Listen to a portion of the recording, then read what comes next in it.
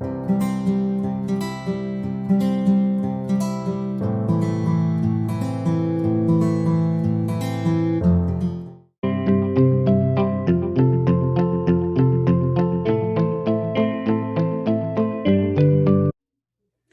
first research on disruptive and sustaining innovation was published in 1995 by Harvard professor Clayton Christensen.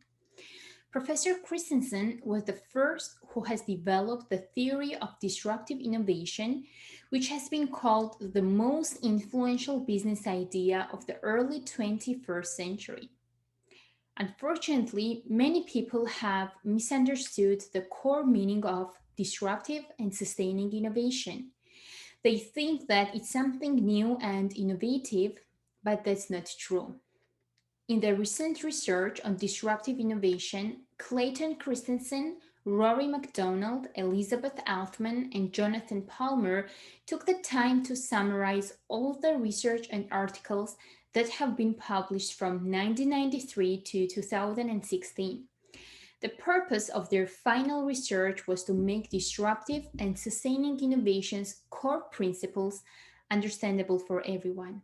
As I mentioned, many people misunderstood the core meaning of disruptive and sustaining innovation. So now, after that research, future researchers, academics, and authors have the opportunity to study the summarized research of 23 years of articles, publications, research, and books. The core of the disruption lies in unexpected simplicity. During the disruptive entrepreneurial strategy, entrepreneurs change rules or actually rewrite their own rules. That way, entrepreneurs enforce their competitors to play with the new rules and cause innovators' dilemma. The same title, Innovator's Dilemma, is Clayton Christensen's book's title. This book had a great impact on me and my research, and I highly recommend reading this book if you are an experienced or startup entrepreneur. In this book, Clayton Christensen brings an example and writes that executives were working properly, they were following the general rules and did not do anything wrong, but their companies lost billions of dollars. He explains why it is important to think like a disruptor. Professor Christensen also writes about the innovator's dilemma when new technologies cause great firms to fail and brought an example of the hard disk drive industry. He chose the hard drive industry because his friend offered advice, and I'll share with you this citation from the book. Those who study genetics avoid studying humans, he noted, because new generations come along only every 30 years or so. It takes a long time to understand the cause and effect of any changes. Instead, they study fruit flies because they are conceived, born, mature, and die all within a single day. If you want to understand why something happens in business, study the disk drive industry. Those companies are the closest things to fruit flies that the business world will ever see.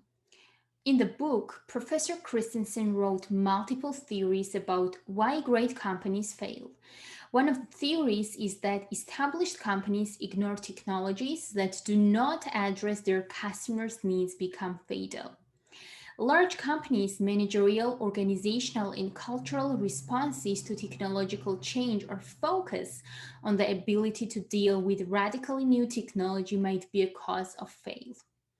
Uber's value proposition is the easiest way around, meaning one tap and the car comes directly to you anywhere, anytime, and at a low cost. You can make an order for a luxury car or ask for a black car or an SUV. Uber case is an excellent example of a disruptive innovation. Disruptive innovation transforms something that used to be complicated and expensive, so a product that only rich and skilled people had access to it and could use it. In reality, disruptive innovation makes it so much affordable, simple, and accessible, and a whole new population of people have ready access to it. The internet began as an academic research project in 1969, and in 1991, exactly 20 years ago, the World Wide Web became publicly available. So today, people from developing and developed countries have access to the internet. Internet is not something that is accessible only for wealthy people, or it's not a privilege. So this is an excellent example of disruptive innovation. Another great example is online education, and here to me, number one is Harvard. I'm speaking from my own experience. Imagine 15, 20 years ago, if someone would say you would have pursued your master's or graduate certificate online at Harvard. Would you believe it? I would not. Harvard Business School Online is designed to bring the HBS classroom to you. You're active while attending the virtual class. You're engaging in a new activity every 3 to 5 minutes, and you're engaging with your peers who might be from another part of the world. So you exchange ideas, experience, and knowledge virtually. Another great advantage is case-based studying. The HBS online lessons are brought to life through cases that put you in the shoes of business leaders. So, Harvard Business School online is a very well planned disruptive business model. The core idea of disruptive innovation is that the services are staying the same, but the way they are done is different. Sustaining innovation is to make good product or service better. An example of the sustaining innovation is Amazon.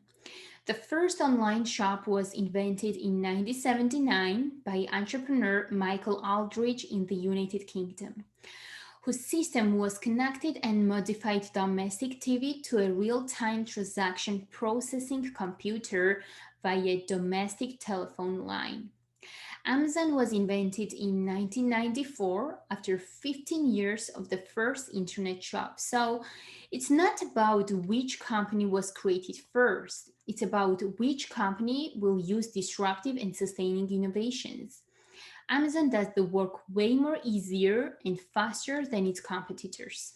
I'm a big fan and a long-time customer of Amazon because it's easy to order, easy to return, very affordable, and excellent customer service. What else might the customer need from the supplier? Amazon has a much broader selection of products than almost any other e-commerce company. But to me, innovation is how easy it is to make an order, get it the next day, and if you change your mind, return it right away.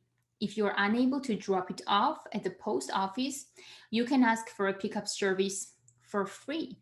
As I said, many people have misunderstood the term disruptive innovation.